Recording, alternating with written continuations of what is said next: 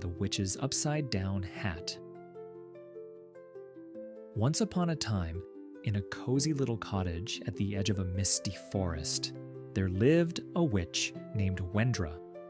Unlike the witches in scary stories, Wendra was not the kind who brewed potions to cast wicked spells. She preferred baking pumpkin pies, chatting with the birds, and collecting odd trinkets from the forest. One chilly autumn afternoon, while cleaning her attic, Wendra stumbled upon an old, dusty hat buried beneath a pile of forgotten spellbooks. It was no ordinary hat. It was upside down. Its wide brim curled upward and its tip drooped like a wilting flower.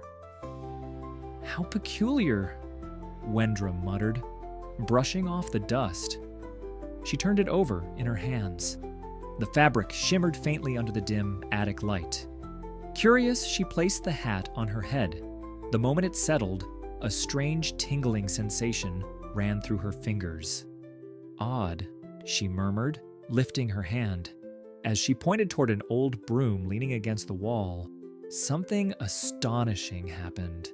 The broomstick transformed into a giant candy cane right before her eyes. Wendra gasped. "Well, that's unexpected." Eager to test this newfound magic, she pointed at an old wooden chair. With a soft shimmer, it turned into a massive chocolate bar, complete with golden caramel swirls. Her black cat, Pip, leaped onto the candy chair and sniffed it hesitantly. "Meow," he mewed, pawing at the chocolate. "This is incredible." Wendra giggled. She spun around, pointing at an old bookshelf. In an instant, it transformed into stacks of gingerbread cookies, each bound together with licorice laces. The attic now smelled of sugar, cinnamon, and mischief. Unable to contain her excitement, Wendra grabbed Pip and dashed down the attic stairs. She burst out of her cottage and into the village square, eager to show off her magical discovery. At the bustling marketplace, villagers were busy trading pumpkins, apples, and sacks of flour. As Wendra arrived, she raised her hand and pointed at a wooden cart filled with pears. With a twinkle of magic, the pears turned into colorful gumdrops. Gasps filled the air. "Did you see that?" cried an old woman. "Amazing!" shouted a young boy as he grabbed a handful of gumdrops. Wendra beamed. "Would you like more?" A chorus of enthusiastic voices responded, "Yes!" With a flick of her fingers, she transformed barrels of apples into caramel-covered treats, a stack of cabbages into minty green lollipops, and a crate of potatoes into tiny chocolate truffles. Children squealed with delight, stuffing their pockets with sugary wonders. Even the grown-ups, usually skeptical of magic, couldn't resist sneaking a taste. "This is the best market day ever," laughed the baker, munching on a honeycomb candy. A young girl named Lila tugged at Wendra's cloak. "Miss Wendra, can you turn the fountain into chocolate milk?" The witch grinned. "Let's find out." She pointed at the village fountain, and with a sparkle of magic, the water darkened into rich, creamy chocolate. The villagers cheered as they filled cups and bowls with the sweet drink. Wendra felt a warm glow of happiness in her chest. Her magic was bringing joy to everyone. "Why didn't I find this hat sooner?" she whispered to Pip, who was now happily licking a marshmallow. But as the sun began to set, an old man approached, stroking his long, gray beard. "Miss Wendra," he said thoughtfully, "this is indeed a marvelous gift. But magic can be tricky. Are you sure it's wise to change everything into candy?"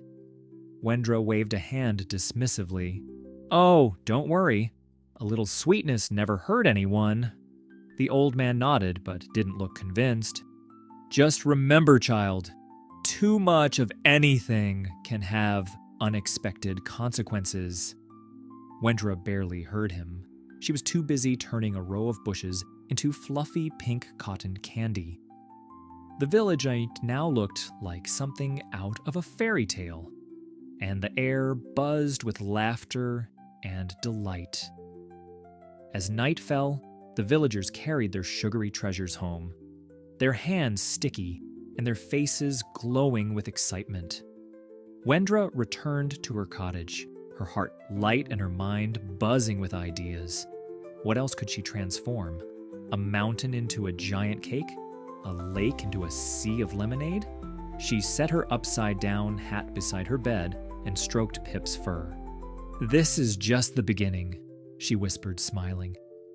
Pip let out a soft purr, but his tail twitched uneasily. Outside, under the silver moonlight, the candy-filled village glistened like a dream. But dreams, as Wendra would soon learn, can quickly turn into something unexpected. The next morning, Wendra awoke to the sound of cheerful voices outside her cottage. She sat up, rubbing her eyes, and then remembered her magic had turned the entire village into a candy paradise. Excitement bubbled inside her as she grabbed her upside-down hat and placed it on her head. Pip, her black cat, stretched lazily at the foot of the bed and let out a sleepy meow. But Wendra barely noticed. She flung open her door and gasped in delight. The once simple village square now looked like something out of a dream. The cobblestone paths had transformed into checkerboard tiles of white and dark chocolate. Fences were made of peppermint sticks, their red and white stripes gleaming in the morning sun. The air smelled of caramel, vanilla, and sugar. Children raced through the streets, their hands full of sweets. Lila, the young girl from the market, twirled with a huge lollipop in each hand. "Miss Wendra, this is the best day ever. What? Outman Wendra gonged grinned. I'm so glad you like it." The baker, who once sold hearty loaves of bread, now handed out trays of warm cinnamon rolls, except they weren't made from dough. They were made of soft, chewy toffee. The fruit vendor's stall was gone, replaced by a mountain of jelly beans in every color imaginable. "Miss Wendra, you're a genius," a farmer called out, balancing a bundle of licorice vines over his shoulder. My entire field of cabbage turned into chocolate truffles overnight. A group of birds pecked at candy-coated sunflower seeds, chirping happily. Even the village fountain, which had been turned into chocolate milk, still bubbled with rich, creamy goodness. Children knelt beside it, dipping their cups in for a sweet drink. Everything was perfect, or so it seemed. As the day went on, Wendra's excitement only grew. She strolled through the village, eager to make even more magical transformations. With a flick of her hand, she turned a row of street lamps into giant candy canes and the schoolhouse bell into a solid caramel chime. She even transformed the mayor's hat into a fluffy pink cloud of cotton candy, making the entire village burst into laughter. "This is wonderful," Wendra said, spinning in delight. "I could do this forever." But as the sun began to lower in the sky, the first signs of trouble started to appear. "Miss Wendra!" a panicked voice called out. It was the baker, his flour-dusted apron now sticky with melted caramel. "The chocolate paths are melting in the heat." Wendra looked down. He was right.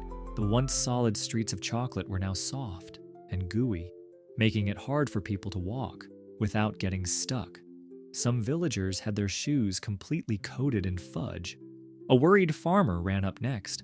"The candy plants are attracting too many bees," he cried. Sure enough, a thick swarm of buzzing bees hovered over the jelly bean fields, drawn in by the overwhelming sweetness.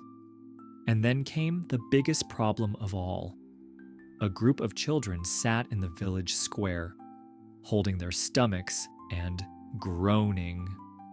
Lila, once full of energy, looked pale. "Miss Wendra," she whimpered, "I don't feel so good." Wendra's heart sank.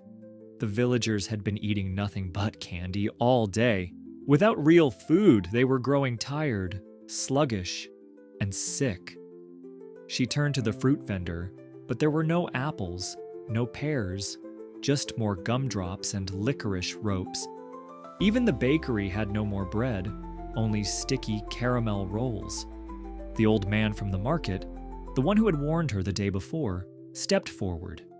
He stroked his beard and said gently, "Miss Wendra, magic is a gift, but even gifts must be used wisely. Too much of a good thing can lead to trouble." Wendra swallowed hard. She had been so caught up in the excitement of her magic that she hadn't thought about what would happen if everything turned into candy.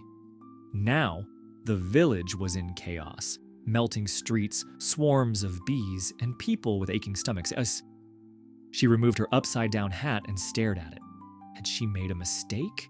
Pip, her cat, nuzzled against her ankle and let out a small meow, as if to say, "It's time to fix this." Wendra took a deep breath. She had to find a way to undo the spell before things got even worse. But how? She had been so focused on making sweets that she hadn't even considered how to reverse the magic. As night fell over the village, Wendra retreated to her cottage, her once light heart now heavy with worry. She placed the hat on her table and stared at it, determined. "I need to make this right," she whispered. Pip jumped onto the table and let out a single, encouraging purr. Tomorrow, she would search for a way to fix her magic. Because no matter how sweet something seemed, the best things in life needed balance. Wendra barely slept that night. She tossed and turned, her mind racing with worries. The village was in trouble, all because of her magic. What had seemed like a harmless bit of fun had turned into a sticky, sugary disaster. At dawn, she hurried outside, hoping things had improved overnight. But as soon as she stepped into the village square, her heart sank. The once charming candy streets were now a mess. The chocolate pathways had melted even more, turning into thick, gooey rivers. Some villagers were stuck knee-deep in fudge, calling for help. Others tried to wade through the sticky mess, their shoes completely ruined. A group of bees swarmed around a pile of oversized jelly beans, buzzing angrily as they fought for the sugary feast. A few villagers waved their hands to shoo them away, but the bees were everywhere, drawn to the overwhelming scent of honey, caramel, and syrup.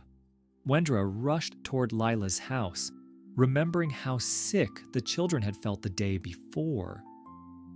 She knocked on the door, and Lila's mother answered, looking tired and worried. "Miss Wendra," she sighed, "Lila and the other children aren't feeling any better. They need real food, not just sweets." Wendra peeked inside and saw the children lying in bed, holding their stomachs. Lila's usually bright eyes were dull. "I don't even want candy anymore," she mumbled. Wendra felt a pang of guilt. "I promise I'll fix this," she said. She hurried to the marketplace where the villagers had gathered, all looking frustrated and exhausted. The baker wiped sweat from his forehead. "Miss Wendra, we can't cook anything. The flour turned into powdered sugar. The eggs into marshmallow fluff. And the milk into butterscotch sauce."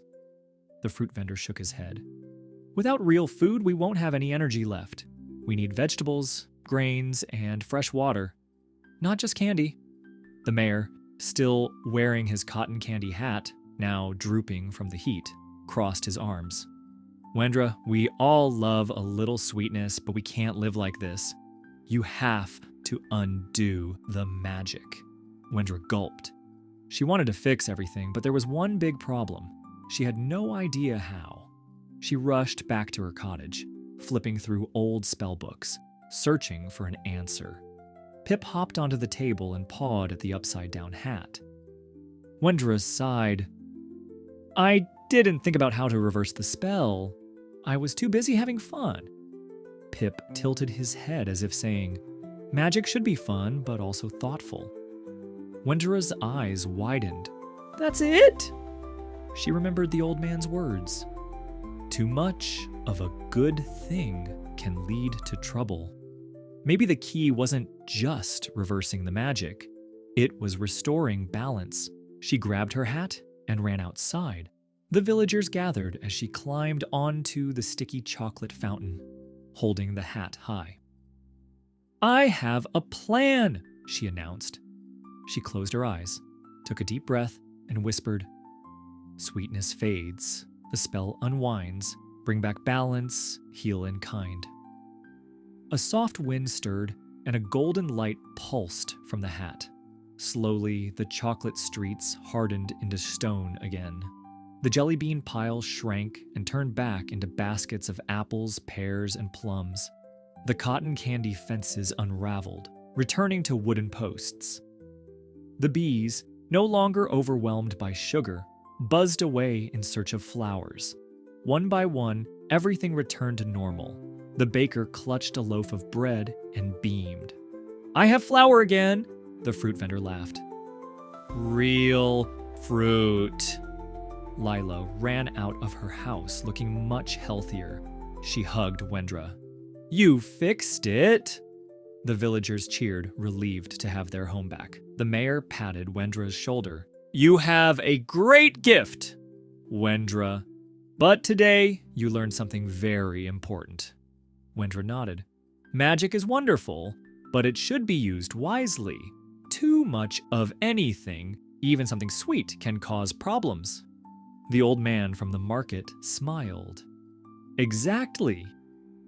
As the last traces of candy disappeared, Wendra reached into her pocket. To her surprise, one small enchanted treat remained. A perfectly caramelized apple. She smiled, realizing it was a reminder of her lesson. From that day on, Wendra still used her magic, but with care. She baked delicious treats, helped the village when needed, and always remembered that balance was the key to happiness. And so, life in the village returned to normal, a little wiser, and just as sweet, this time in all the right ways. With the village finally restored, Wendra felt a wave of relief wash over her. The candy-coated disaster had been undone, and everything was back to normal. But as she stood in the marketplace, watching the villagers happily returning to their daily routines, she realized something. She still needed to make things right. She had learned an important lesson, but a lesson alone wasn't enough. She had to show the villagers that she truly understood the value of balance. Wendra took off her upside-down hat and turned to the mayor. I want to do something for the village. Not with magic, just with kindness.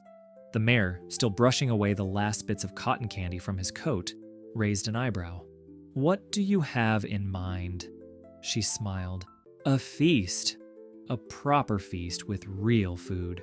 No spells, no magic, just good homemade meals for everyone. The villagers cheered at the idea. After days of nothing but sugar, the thought of warm, hearty food made their mouths water. The baker clapped his flour-dusted hands. Then let's get to work! Wendra wasted no time. She rolled up her sleeves and helped the villagers prepare the grandest meal the village had ever seen. She gathered fresh vegetables from the market, carried baskets of ripe fruit, and even helped knead dough for bread. As the sun climbed higher, the village square filled with delicious aromas, freshly baked bread, roasted vegetables, and steaming pots of stew. The once chaotic and candy-covered town was now buzzing with laughter and the comforting sounds of food sizzling over open fires. Lila ran up to Wendra, her eyes bright with excitement. Miss Wendra, I made a fruit pie. Without magic? She held up a golden-crusted pie, the scent of cinnamon and apples wafting through the air. Wendra beamed. That's wonderful, Lila.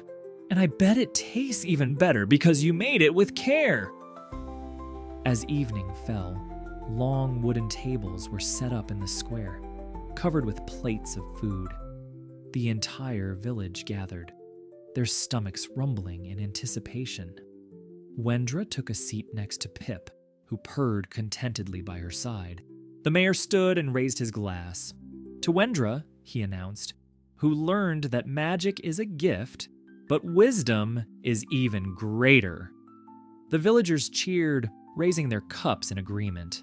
Wendra blushed but smiled, feeling a warmth in her heart that had nothing to do with magic. As the feast began, Wendra noticed something special. The villagers were savoring each bite, truly appreciating the flavors of the food. No one was rushing, no one was overindulging. Everything was just right. Lila took a bite of her pie and grinned. I think I like this even better than candy, or Wendra chuckled. Me too. After the meal, as the stars twinkled above, the villagers sat around a crackling fire, telling stories and laughing together. The night was perfect, not because of magic, but because they were together, sharing something real. The old man from the market approached Wendra and patted her shoulder. You did well, young witch. Wendra nodded. I finally understand. Magic isn't about making everything easy or exciting. It's about knowing when to use it and when to let things happen naturally. The old man smiled. A wise lesson indeed. As the fire burned low, Wendra looked down at her upside-down hat resting in her lap. She had once thought it was the most powerful thing she owned. But now she realized her real magic wasn't in the hat. It was in her choices, in the way she used her power responsibly. From that day forward, Wendra still used her magic, but never recklessly. She helped when needed, baked treats in moderation, and always remembered that balance was the key to happiness. And so, the village flourished, not just with magic, but with wisdom, kindness, and the perfect amount of sweetness.